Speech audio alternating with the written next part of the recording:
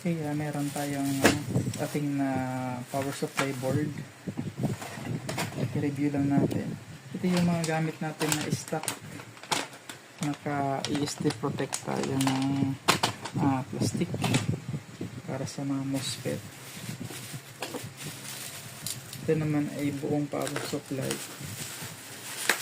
Kasi kung kayang bilhin is o nasa budget naman is buo, ito na yung pamalit natin dito sa mga parallel.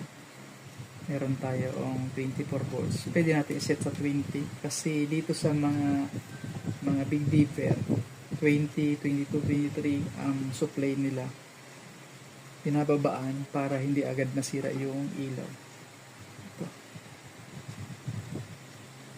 Matatay agad natin dito kasi ito ay merong tatlong missing na buong power supply. Ito meron na tayo dito.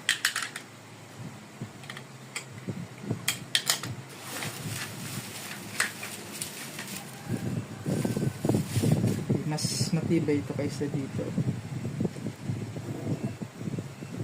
Para may dalawa. Dito ay 20 volts. Pwede natin iset sa 20 din to.